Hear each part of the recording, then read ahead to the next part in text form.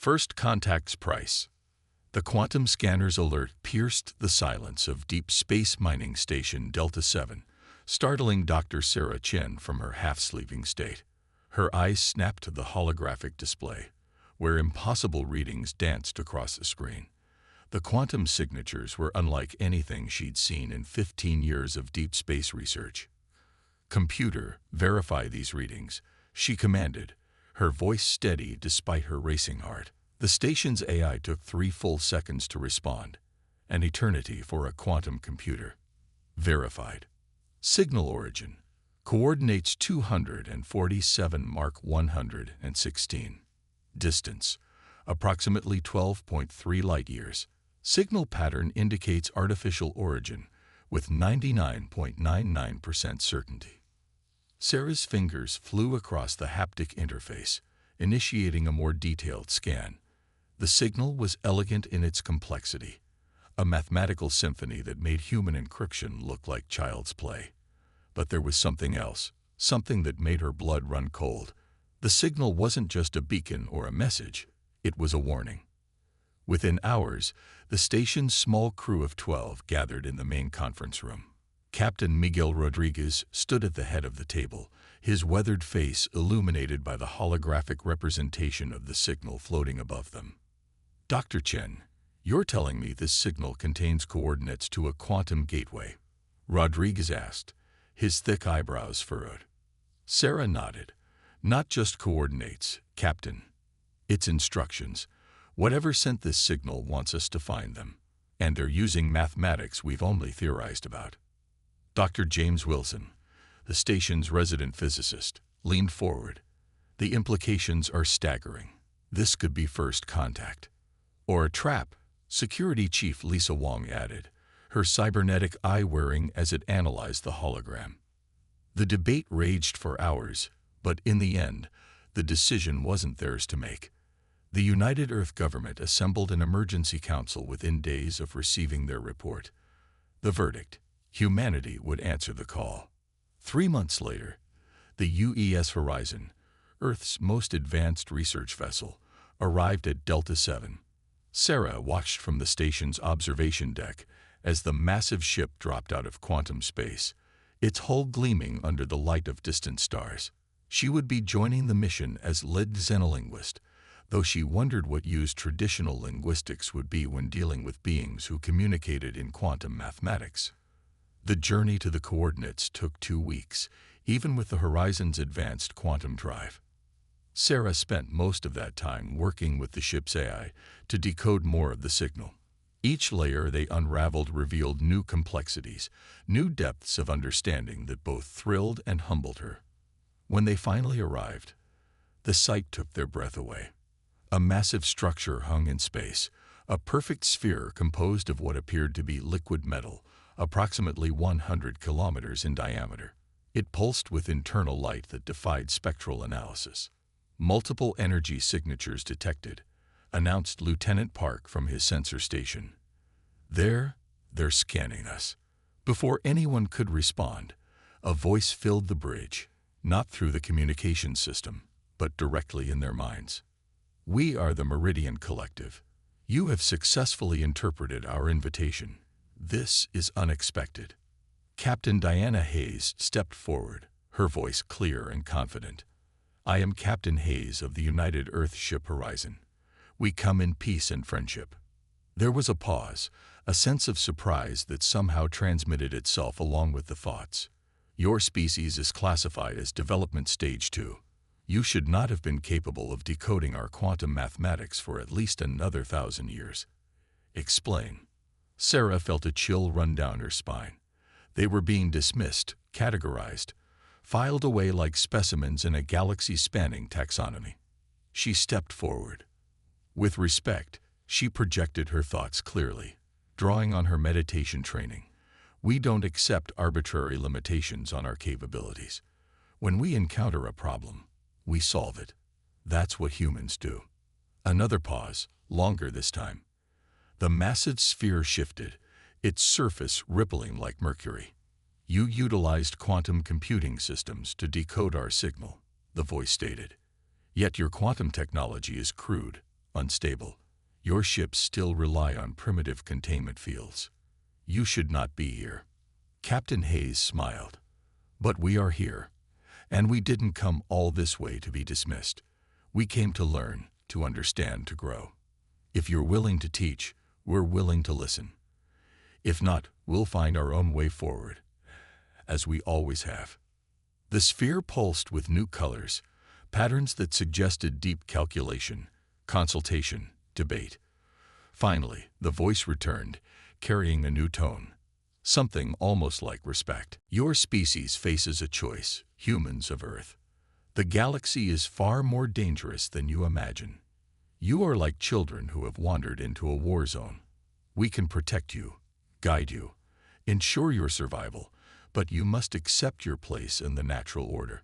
Or," Hayes prompted, "or you can maintain your independence and face the consequences of your precociousness. Be warned, species far more advanced than yours have perished making the same choice." Sarah felt the weight of history pressing down on her shoulders. This moment would define humanity's place in the cosmos.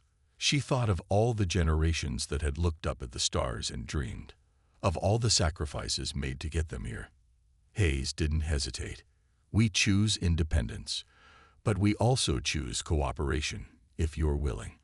We may be younger than you, but that doesn't make us lesser. It makes us different. And different perspectives might be exactly what both our species need." The sphere's surface froze, then fractured into a million geometric patterns, each one reflecting light in a different way. When the voice came again, it carried a new emotion, curiosity. "Then let us proceed with an experiment, humans of Earth. Show us what your different perspective can achieve. We have a problem that has resisted our solutions for 300 of your years. If you can provide insight, we will reconsider your classification." As the details of the problem began flowing into their minds, Sarah smiled. The Meridian Collective was about to learn what humans did best, finding solutions where none seemed to exist, and turning limitations into advantages. The greatest test of humanity was about to begin, and Sarah knew in her bones they would not fail. Because that, too, was what humans did best, defying expectations, one impossible achievement at a time. The warning. It took humanity 3 days to solve the Meridian Collective's impossible problem. The solution came not from Earth's greatest quantum physicists or most advanced AIs, but from a team of deep-sea engineers who saw similarities between the Collective's quantum stabilization issues and the pressure dynamics they dealt with in ocean trenches.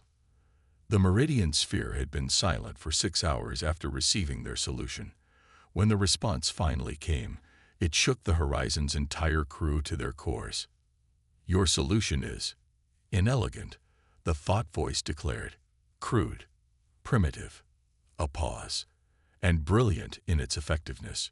We have much to discuss." The sphere's liquid metal surface parted like curtains, revealing an entrance large enough for the Horizon to pass through. Captain Hayes ordered the ship forward, ignoring the protests of her security team. As they passed through the opening, reality itself seemed to shift. They found themselves in what could only be described as a city of thought. Structures of impossible geometry floated in a space that somehow felt larger than the sphere's exterior. Beings of pure energy moved through the air like schools of bioluminescent fish, their thoughts a constant background hum. "Welcome to the archive," the voice echoed in their minds. "We have brought you here because your species has proven itself useful, and because time grows short." A massive hologram materialized in the space around them, showing the galaxy in perfect detail. Certain areas began to darken, like ink spreading through water. "We call them the Void Heralds," the voice continued. "They emerge from the spaces between galaxies every 50,000 years. They do not communicate. They do not negotiate. They consume everything in their path: matter, energy, consciousness itself." Sarah watched as entire star systems winked out in the hologram. "How long have they been active?" "They entered the galaxy's outer rim 6 months ago. Our most advanced weapons barely slow them down. Our strongest shields might as well be tissue paper. We estimate they will reach Earth in approximately 8 months. Captain Hayes stepped forward. Why tell us this? Why not simply let us die in ignorance? The response carried a new emotion, something almost like embarrassment. Because in 3 days, you solved a problem that stumped us for centuries. Because your crude, primitive, and elegant solutions might be exactly what we need. The Void Heralds are perfect in their execution, methodical in their destruction.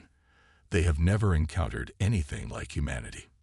Dr. Wilson laughed suddenly, drawing surprised looks from the crew. Of course, he said. You're too perfect, too logical, too predictable. The energy beings pulsed with interest. Explain. You said our solution to your quantum problem was inelegant, but that's exactly why it worked. We didn't try to find the perfect mathematical solution. We looked at it sideways, used principles from a completely different field, jury-rigged something that shouldn't work but does. The Void Heralds probably think like you do, perfectly, logically. They've never had to deal with humanity's chaos. The Horizon's tactical officer, Lieutenant Maria Santos, was already running simulations on her DAVAD. Look at this, she said, projecting her screen into the space between them. The Herald's attack patterns are perfect, too perfect. There's no adaptation, no randomness. They're like a computer program running on repeat. And what breaks a program? Sarah added, excitement building. Unexpected inputs. Things that don't follow the rules. Humanity's greatest strength isn't our technology or our intelligence. It's our ability to think outside every box we encounter. The energy beings conferred in rapid pulses of light. When they spoke again, their thought voice carried a new urgency. We are dispatching envoys to every spacefaring race in the galaxy. We offer you humanity's insight. Will you accept? Hayes smiled grimly. On one condition. We don't want to be advisors watching from the sidelines. If Earth is at risk, we fight. We need full access to your technology, your resources. We'll share everything we have in return. You would trust us with your species' knowledge. Trust works both ways, Hayes replied. Either we face this together, as equals, or not at all. Another conference of light, shorter this time. Agreed. But be warned, many of our allied species will resist. They see you as dangerous, unpredictable. Some fear you more than the Void Heralds. Sarah thought about humanity's history, about how every challenge had made them stronger, how every setback had pushed them to greater heights. They're right to fear us, she said, but they should fear what's coming even more, because we're not going to solve this crisis the Meridian way, with perfect calculations and flawless execution. No. The thought voice seemed almost amused. No, we're going to solve it the human way, with duct tape, crazy ideas, and just enough reckless courage to make it work. As if to punctuate her words, alerts began blaring throughout the sphere. New holographic displays showed a massive void opening in nearby space, a tear in reality itself. Void Herald scout vessel detected, the voice announced. It should not be here. Our calculations. Forget the calculations, Hayes ordered, already moving to battle stations. They want to see what humanity can do. Let's show them. The battle that followed would become legend throughout the galaxy, not for its scale, but for what it revealed. The Herald scout ship was massive, perfectly geometric, practically invincible to conventional weapons, but it had never encountered a species that treated the laws of physics more like guidelines than rules. The galaxy was about to learn why humanity had survived its death world of a planet. Sometimes the most dangerous thing in the universe isn't the perfect predator. It's the prey that refuses to follow the rules of the hunt. Operation Thunderclap. Your plan is suicide. High Commander Zextal of the Meridian War Council declared, his energy form flickering with concern. The holographic war room aboard the UES Horizon showed the positions of both Allied forces and the advancing Void Herald fleet. You cannot seriously intend to engage them at point-blank range. Admiral Helena Chen smiled, her cybernetic eye analyzing the tactical display. 2 months had passed since humanity's first encounter with the Herald scout ship. In that time, 17 more scout vessels had been destroyed, 15 of them by human-led tactics that the Meridian Collective had initially declared impossible and irrational. "With all due respect, Commander," Chen replied, "that's exactly what we intend to do. The Heralds expect perfect, logical responses to their attacks. Their entire strategy relies on it, so we'll give them something else entirely." Operation Thunderclap was, by any rational analysis, completely insane. It called for the combined human-alien fleet to split into small, seemingly chaotic groups, deliberately leaving gaps in their formation that any military strategist would consider fatal weaknesses. The Void Heralds, with their perfect tactical algorithms, would be unable to resist exploiting these gaps. That was exactly what humanity was counting on. "The probe data confirms our hypothesis," Dr. Sarah Chen, no relation to the Admiral, reported, highlighting sections of the tactical display. "The Herald ships are essentially massive quantum computers. They process everything through pure logic. They literally cannot comprehend actions that don't maximize tactical advantage." Captain Rodriguez, now commanding the heavy cruiser UES Magellan, nodded in agreement. "Which means they'll never expect us to do this." The plan was put into motion 12 hours later. The combined fleet, 200 human ships and 500 vessels from various alien allies, moved into position near the Arcturus sector. The Void Herald main fleet, numbering over 1,000 vessels, approached with their usual geometric precision. Admiral Chen's voice crackled over the quantum comm network.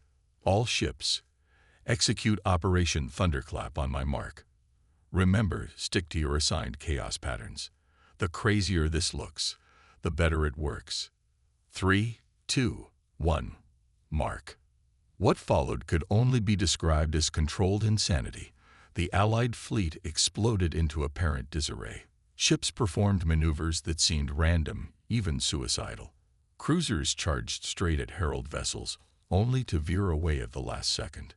Fighters executed spiral patterns that looked like death wishes, but somehow always ended with them in perfect firing positions. The Herald fleet's response was exactly what humanity had predicted. Their ships moved to exploit every apparent weakness, every gap in the formation. Their perfect tactical algorithms identified the mathematically optimal solutions to crush this chaotic enemy. That's when the trap was sprung. "Now," Chen ordered, "execute Pattern Omega." Every ship in the Allied fleet simultaneously activated their quantum drives, not to retreat, but to perform micro-jumps within the battlefield itself. The space around the Herald fleet erupted in a storm of quantum distortions as hundreds of ships appeared and disappeared in seemingly random patterns. The Herald ships froze. Their quantum processors, attempting to calculate optimal responses to hundreds of vessels appearing and disappearing in illogical patterns, began to overload. Their perfect formation started to break down. "It's working," Sarah shouted, monitoring the quantum readings. "Their processing systems can't handle the quantum interference patterns. They're trying to find logical solutions to an inherently illogical situation." Admiral Chen's voice was tight with concentration. "All ships, begin Phase 2. Weapons free. Fire at will." The Allied fleet's apparent chaos transformed into devastating purpose. Ships that had seemed to be flying randomly were actually maneuvering into carefully planned firing positions. The quantum jumps that had confused the Herald's tactical systems had placed the Allied forces in a three-dimensional crossfire pattern. Herald ships, their quantum processors struggling to adapt to the impossible tactical situation, began to fall. Their perfect geometric formations, now a liability, made them predictable targets. Energy weapons and quantum torpedoes struck from angles their defensive systems never expected to defend. But the Heralds weren't defeated easily. Even in confusion, their technology was devastating. Dozens of Allied ships were destroyed in the first minutes of combat. Yet for every ally lost, 3 Herald ships were reduced to quantum-scattered debris. "We've got them," Rodriguez called out as his cruiser's main guns tore through another Herald vessel. "They're actually retreating." He was right. For the first time in recorded history, the Void Heralds were falling back. Their perfect formation was in shambles, their tactical algorithms overwhelmed by humanity's controlled chaos. Admiral Chen allowed herself a small smile. "All ships, maintain pursuit. Don't let them regroup. Keep the pressure."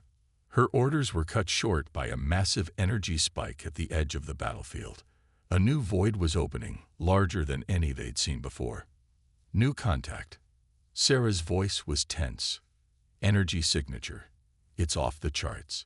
This isn't just another Herald ship. This is something else entirely." The void spread across space like an ink stain on reality itself. From its depths emerged a vessel that dwarfed everything else on the battlefield. It wasn't geometric like other Herald ships. It was organic, almost alive, its surface writhing with tentacles of dark energy. "By all that's sacred," Zextal whispered, his energy form dimming. "That's their control ship. In all our records, none has ever been seen, let alone engaged." Admiral Chen's cybernetic eye whirred as it analyzed the massive vessel. "Well, Commander," she said grimly, "looks like we got their attention. All ships, regroup and prepare for." The control ship pulsed once, and every quantum drive in the Allied fleet simultaneously failed. They were trapped. Sarah's voice was barely a whisper. "Admiral, I'm detecting quantum signatures unlike anything we've seen. It's not just shutting down our drives. It's rewriting the laws of physics in local space." Chen watched as the massive vessel began to move toward them, its dark energy tentacles reaching out like hungry predators. Operation Thunderclap had succeeded beyond their wildest expectations, but in doing so, they'd forced the Heralds to reveal their true power. The real battle was about to begin. And this time, chaos alone wouldn't be enough to save them. The Legacy Protocol. The Allied fleet hung motionless in space, their quantum drives dead, as the Herald control ship approached. Its dark energy tentacles writhed across the battlefield, absorbing debris and disabled vessels alike into its ever-growing mass. "All ships, emergency power to shields," Admiral Chen ordered, but she knew it wouldn't be enough. The control ship wasn't just disabling their technology. It was changing the fundamental rules of reality around them. Sarah Chen stared at her quantum readings, her mind racing. Something about the control ship's energy signature was familiar. "Admiral," she called out, "remember how we solved the Meridian's quantum stabilization problem? By treating it like deep-sea pressure dynamics. Not the time for a science lesson, Doctor." "No, you don't understand." Sarah's fingers flew across her console. "The control ship isn't just manipulating quantum fields, it's creating a kind of pressure gradient in reality itself. It's using the same principles we used, but on a cosmic scale." High Commander Zextal's energy form pulsed with sudden understanding. "Of course. The Heralds didn't just adapt to our tactics, they adapted our solution. They're using your own discovery against you." Admiral Chen's cybernetic eye narrowed. "Then we need to find a way to use it against them. Ideas?" "1. Sarah's voice was quiet. "But you're not going to like it. We need to initiate the Legacy Protocol." The command deck fell silent. The Legacy Protocol was a theoretical weapon developed in secret by Earth's quantum scientists. It had never been tested because the risks were considered too extreme. The basic concept was simple. Use quantum tunneling technology to create a controlled collapse of spacetime itself. "Absolutely not," Zextal declared. "The mathematical models suggest such an attempt would create a cascade failure across at least 3 sectors of space. Trillions would die." "The models are wrong," Sarah countered. "They assume spacetime follows normal rules. But look at what the control ship is doing. It's already warped local physics. We can use that." Admiral Chen studied the tactical display. The control ship was systematically absorbing every vessel it touched, growing larger with each consumption. At its current rate, The entire fleet would be gone within hours. "Explain," she ordered. "The control ship is creating a kind of reality pressure cooker," Sarah said. "If we initiate the legacy protocol inside its effect radius, the collapse would be contained. Instead of spreading across sectors, it would be drawn into the control ship itself. And then what? Then physics reasserts itself, all at once." Inside their ship, Captain Rodriguez whistled softly. "Like dropping a depth charge in the Mariana Trench." "More like dropping a nuclear bomb into a black hole," Sarah corrected. "The question is, how do we deliver it? The control ship will detect any vessel approaching." Admiral Chen turned to Zextal. "Commander, your people have quantum teleportation technology, correct?" "Yes, but it won't work here. The control ship's influence prevents." "We don't need it to work perfectly," Chen interrupted. "We just need it to work once, for a microsecond, long enough to get a single quantum core into their ship." Understanding dawned in Sarah's eyes. "We could modify a teleporter to use the control ship's own reality distortion as a carrier wave. It would be like surfing their quantum wake." "Can you do it?" Sarah glanced at her readings again. "Maybe. But someone would need to be on the delivering ship to calibrate the quantum harmonics in real time. The calculations are too complex for an eye. And the ship would have to be close," Rodriguez added. "Too close to survive the collapse." Chen nodded. "A suicide mission." "I'll do it." The voice came from Lieutenant Maria Santos, who had been quietly running tactical simulations throughout the discussion. "My ship's quantum core is already configured for experimental jumps, and I'm the best pilot we have." Before anyone could object, more alarms blared. The control ship had begun its final approach. "Time's up," Chen announced. "Lieutenant Santos, proceed with the modifications. Commander Zextal, I need your teleportation experts. Dr. Chen, get that quantum core ready. Everyone else, prepare for emergency quantum jump the moment we see a weakness." The next 30 minutes were a blur of desperate preparation. Santos' ship, the UES Hawking, was modified with both human and Meridian technology. Its quantum core was reconfigured to initiate the legacy protocol, while its hull was reinforced with every shield they could salvage from disabled vessels. "Remember," Sarah told Santos over the quantum comm, "you'll only have one shot at this. The moment you activate the teleporter, the core will begin its collapse sequence. There's no turning back." Santos' voice was steady. "Understood. It's been an honor serving with you all. Tell Earth. Tell them we gave them a future." The Hawking broke formation, accelerating toward the control ship. Dark energy tentacles reached for it, but Santos' piloting was perfect, weaving through the deadly appendages like a dancer through rain. "Now, Lieutenant," Chen ordered as the Hawking reached optimal position. Santos' hands flew across her controls. Legacy protocol initiated. Quantum core destabilizing. Teleporter, ready. She took a deep breath. For Earth. The Hawking's quantum core flared brilliantly, then vanished in a flash of impossible light. For a moment, nothing happened. Then the control ship screamed. It was a sound that shouldn't have been possible in space, a quantum shriek that resonated through reality itself. The dark energy tentacles began to writhe wildly, then retract. The massive vessel's surface buckled as space-time reasserted itself within its bounds. "All ships, jump now," Chen commanded. The Allied fleet's quantum drives surged to life as the control ship's influence wavered. They jumped to safe distance just as the vessel imploded, collapsing in on itself in a spectacular display of quantum physics gone wrong. When the light faded, where the control ship had been, there was nothing. No debris, no energy signature, not even empty space. Just a perfectly smooth sphere of altered reality about a kilometer in diameter. "What is that?" Rodriguez asked. Sarah's voice was filled with wonder. "That, Captain, is Lieutenant Santos' legacy, the quantum anomaly that will remind the galaxy forever of what happens when you push humanity too far." The remaining Herald ships, their quantum link to the control ship severed, began to drift aimlessly in space. The battle was over. Humanity had done what the most advanced civilizations in the galaxy had thought impossible.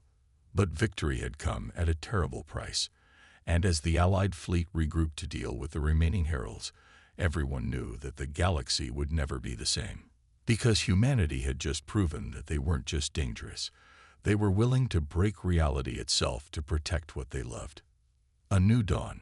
3 months after the Battle of the Legacy Sphere, as it came to be known, the Meridian Collective's Grand Assembly Chamber was packed with representatives from every spacefaring race in the galaxy. The remaining Void Herald ships had been neutralized within weeks of losing their control ship, their perfect tactics falling apart without central coordination.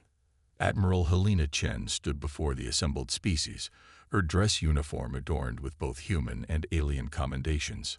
Her cybernetic eye had been upgraded with Meridian technology, a symbol of the new era of cooperation between species. The Void Heralds were not destroyed, she began, her voice carrying across the chamber. But they were defeated.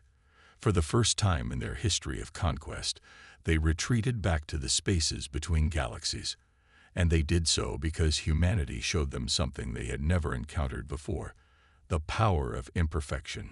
Holograms appeared above the assembly, showing footage from the battle. The chaotic dance of human ships, the controlled insanity of Operation Thunderclap, the final desperate gambit of the Legacy Protocol. Lieutenant Maria Santos gave her life to save not just humanity, but all of us. She embodied what makes humans different: our willingness to think beyond the possible, to sacrifice everything for a chance at victory, to break the rules when the rules no longer serve life itself. High Commander Zextal floated forward, his energy form glowing with newfound respect. The Meridian Collective has existed for 50,000 of your years. In that time, we have prided ourselves on our advancement, our perfection, our mastery of the cosmos. The Void Heralds showed us the flaw in that pride. They were what we might have become, beings of pure logic, perfect in their execution, and utterly devoid of the spark that makes life worth preserving. Dr. Sarah Chen, now wearing the insignia of the newly formed Interstellar Science Council, stepped up next to the Admiral. The quantum anomaly left by the Legacy Protocol has taught us more about the nature of reality in 3 months than we learned in the previous 1,000 years. But more importantly, it taught us about ourselves. The holograms shifted, showing the aftermath of the battle. Human ships working alongside alien vessels to rescue survivors. Meridian energy beings teaching humans their quantum mathematics while learning human improvisation techniques. Species that had once looked down on humanity now eagerly seeking their counsel. We've established joint research facilities on 6 worlds, Sarah continued. Human quantum physicists work alongside Meridian masters, each learning from the other. Our primitive solutions are being combined with advanced alien technology to create defenses that even the Heralds won't be able to overcome. But the greatest change, Admiral Chen added, is in how we see each other. The collective has abandoned its system of categorizing species by development stage. There is no perfect path to advancement. The galaxy needs both the elegant mathematics of the Meridian and the crude brilliance of humanity. Both the perfect crystalline ships of the Aficionado and the ugly but effective vessels of Earth. A new hologram appeared, the Legacy Sphere, now a permanent memorial to those who fell in the battle. Around it orbited a massive space station, its design a perfect blend of human functionality and alien aesthetics. This station will serve as the headquarters of the new Galactic Defense Council, Chen announced. All species, regardless of their technological level, will have a voice in its chambers, because we've learned that true strength lies not in perfection, but in diversity. Not in following the rules, but in knowing when to break them. Captain Rodriguez, now commanding the first human Meridian hybrid vessel, stood to address the assembly. The Void Heralds didn't retreat because we were stronger. They retreated because we were unpredictable. They couldn't comprehend a species that would risk everything on impossible plans, that would sacrifice themselves for others, that would rather break reality itself than submit to conquest. Let them think about that in the dark between galaxies, Sarah added. Let them ponder the species that turned their own perfection against them. And if they ever return. If they return, Chen finished, they'll find us ready. Not because we've achieved perfection, but because we've embraced our imperfections. Not because we've mastered the cosmos, but because we've learned to dance with its chaos. The assembly erupted in a cacophony of approval, human applause mixing with alien expressions of agreement.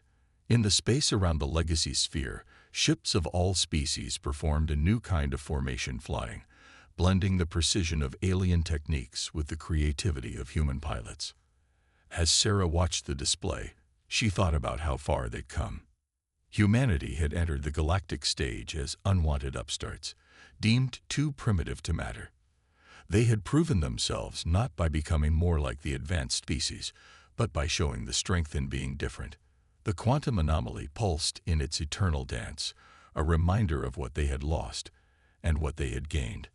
Lieutenant Santo's sacrifice had not just saved the galaxy, it had changed it forever. In breaking the laws of physics, humanity had broken down the barriers between species. A new dawn had truly risen for the galaxy, and in its light, perfection no longer seemed like the goal. The goal was to be gloriously, powerfully, effectively imperfect, together. Because in the end, that was what humanity had taught the galaxy. Sometimes the most advanced civilization isn't the one that has mastered the cosmos, but the one that has mastered the art of being beautifully, unstoppably human.